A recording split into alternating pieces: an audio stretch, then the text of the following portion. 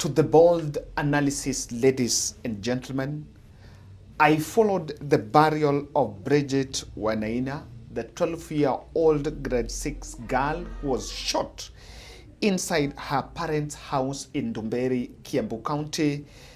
And after that burial, there was an impromptu rally by the opposition battalion, by the opposition team in Kiambu town. Ladies and gentlemen, I want us to go straight to this. We are going to look at the events of the day and the culmination rally on that. Really, we saw the reception of the leadership, opposition leadership in Kiambu town. And kindly subscribe to our channel, click the notification bell and like our videos. Thank you very much for supporting our July project that we were putting up a house for the mother of 5, Faith Wambui in Mbere. So I actually left. I came back to Nairobi and I left David, who is there with the fundis, just to make sure that the construction is done for better part of this week. And this is where it has reached. Those who are hearing this for the first time, Faith had postpartum trauma, a depression that really took toll on her. She lost her job, her husband disappeared, and she was living in that house. So that's why we were putting a house for her. We are going back, but I still want to reach out for those who will still want to assist, because we've reached out and found the children. This girl is in Form 3. We wanted to pay school fees for her pending hii mwaka na next year yote. This is the firstborn daughter wake, ako secondary school. He's been supported, also staying somewhere with another relative. And then, apart from that, we also have this boy. Munene is in grade 8. Is it junior secondary? So Munene doesn't have uniform. Hiyo uniform anavaa ni yenye alitoka nayo primary akienda. I think ni grade 7. So we also need to buy 2 pairs of uniform for Munene and I think 2 pairs of shoes. And also we have the other girl there, msichana mkubwa hapo. Pia we are going to make sure we buy her uniform, so when we go back on Saturday. Yes, so you can still support that that last bit of it, so that as Wednesday we want to buy these things for them in Nairobi on Friday, so that Saturday tuwapeleke when we'll be giving the mattresses and the other beddings that we are supposed to give to the family wakiingia kwa nyumba. So thank you very much for supporting this, and you're a blessing to this family. The kids, during this burial, these 3 photos have been trending for better part of the day. And you can see the kids breaking down in tears. And these photos speak volume. If you check the social media space, you can see the way the classmates of this girl were breaking down. They don't even know a protest. These kids don't even know Sabasaba. But I think what happened about the death of this girl should not happen to anyone. The focus was on them. I want to believe maybe sometime they will also remember that one of them was killed akiwa kwa nyumba. And one thing, the saddest part of this story is, huyu mtoto alikuwa amekaa kwa nyumba na mamake. Huyu Bridget alikuwa amekaa kwa nyumba na mamake. Yani not even in the compound. Alikuwa amekaa kwa nyumba na mamake. Na hiyo nyumba ni nyumba ya mabati. So the said stray bullet ilipostruck, ilipita mabati, ikagonga mbao, then ikafall, ikahit just katikati kichwa huyu mtoto. And Bridget passed on immediately on the spot. It's a very sad story. In fact, on this protest, it's a very sad one. You not even want to imagine. We really agree with Daktari Murega, who was telling me that, Kevin, we've sunk to our lowest. I shared this photo to some of us here, some of these photos, and really we sunk to our lowest. You can even see even the final moment when they were when Bridget was being lowered, the body of Bridget was being lowered, it took toll even on the mother and all that. It's not something that ought to have happened in the first place. This was a very emotive one, and I realized that this girl was killed, died, and the police believes it was a stray bullet. But do you know, I did not see an attempt by government to show empathy.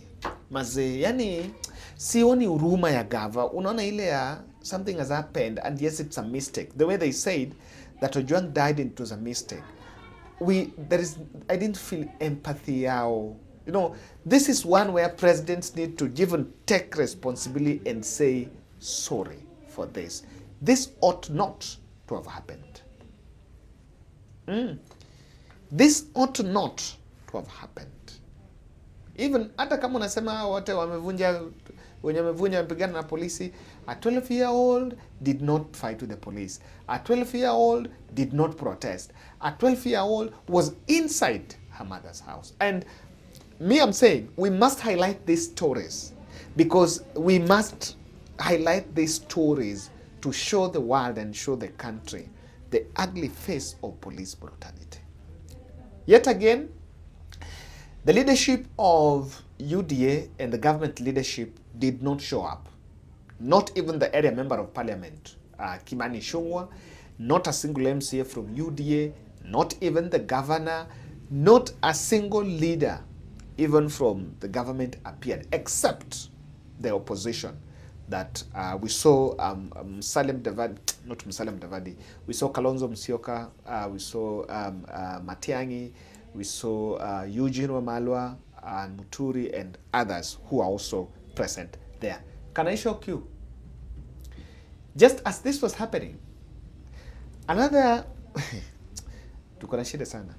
Murkomen was holding a meeting, a press briefing in Nairobi, telling us about statistics and how those who are shot, killed, destruction of property, and just, you know. This service is 17. On the 7th it was 25. And a good question is, how come even after we have blocked the city, the access to the city, more people died? You see, the criminal activities were happening all over the country. And in that situation, burning of supermarkets, invasion of police stations. In fact, more police stations were invaded outside the city than in the city. And you are right to say that there seems to be a new epicenters outside the city for this kind of protest. By the way, I need to say that, and it's in the statement, that this is unprecedented.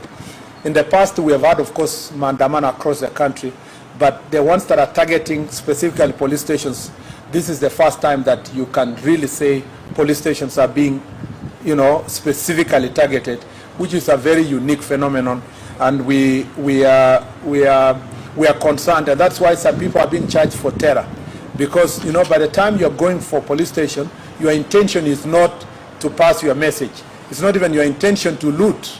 Your intention actually is to undermine the institutions of democracy and peace and security with an intention of raining terror to the people of Kenya. We are bad as a nation. We are bad as a nation, and we must tell each other. We must really bother around how we behave around each other. Whatever happened was quite unfortunate. Quite unfortunate.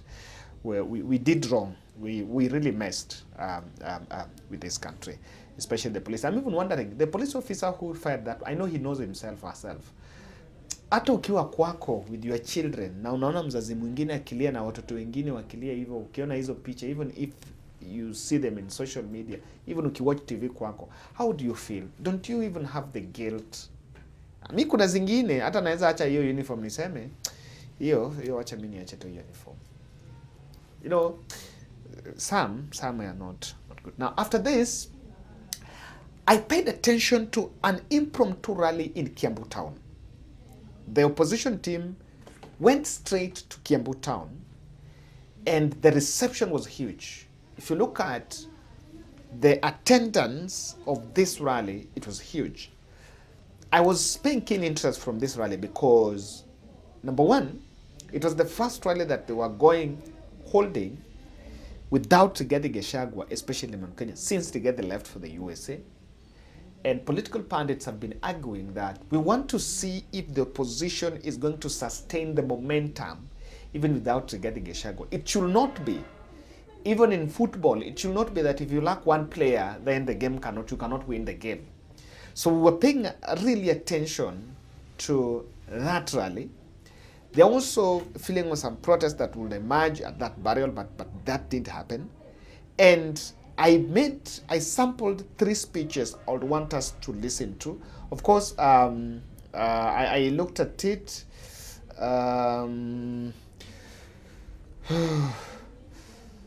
I looked at it and I realized that Kalonzo Musyoka was the MC for the event, and he's actually leading that team in the absence of Rigathi Gachagua. And listen to Malala. Leo tumekuja kuomboleza hapa, na ile kitu ambayo imeniumiza ni kwamba ni mtoto wa miaka 12 ambaye tumetoka kuzika. Huyo mtoto hakukuwa kwa maandamano yoyote. Mimi sana nikiona mzee mmoja hapa Kenya ambaye ametusumbua miaka mingi, anaitwa Raila Odinga, anasema sasa ati Wakenya waongee pamoja, ati tuunde serikali moja pamoja. Sisi tunataka kuambia Raila Odinga, ile kuongea sisi tutaongea kwa debe 2027. Na Wakenya wamesema hawawezi ongea na mtu ambaye anaua watoto wao. Hatuwezi ongea na mtu ambaye anaiba mashamba zetu. Hatuwezi ongea na mtu ambaye kila uchao akiamuka ni kuiba pesa katika pesa. Sisi tumesema suluhu ya William Ruto ni 2027 mpaka aende wapi? Lakini mkisahau William Ruto anaenda na Raila Odinga. Haendi peke yake, si ndio? Waende wote wawili. Waende wote wawili. Mimi nashangaa. Atijuzi jamaa anachukua 1.2 billion atanajenga kanisa pale kwenye Seta. Alafu Jumatatu anaenda kule kwa UN conference anapitisha ati Kenya tuwe na masoga. Hata huyu mtu ni Mkristo ama ni Mungu? According to Malala, Raila atabebeshwa mzigo. And let me tell you, for another time, Raila sticks with William Ruto, there will be a big protest vote against the 2 gentlemen. And I saw, and this, I'm saying this because Ruto seemed to have lost it in terms of human rights violation and the way he has behaved around the whole thing. He seemed to have lost the people. And the more you stick around with him, you risk losing it. It's indeed true that you really risk losing it. And Malala has taken it. You know, it's them together. They have actually objected to the conclave that Raila Odinga has been talking about. I also want peace. I also want dialogue. However, I'm not a very good fan of the Raila dialogues because of last experience. It's true. You know, look at what happened. Look at what happened after the NADCO, the bipartisan talks, the 10-point agenda. Really, if you have to, we must have a conclave and a dialogue. Unless we have a different approach to it, we must come up with an end game. But if it is still the same story of we come back with some document and then put the cameras together and then start greeting each other and appear as if we are now brothers and start calling ourselves brothers and sisters and this, it's not, that kind of circle is not going to give us a solution. Remember, we don't have shortage of solutions. There is nothing going to be put together in this conclave. There is nothing new that is going to be said in this conclave that had not been discussed even before. So the said conclave, no, I also don't fancy it. Eugene Wamalwa smearing Ruto with the killings directly, something that you know, it is what it is, man. It is what it is. What about Matiangi reception?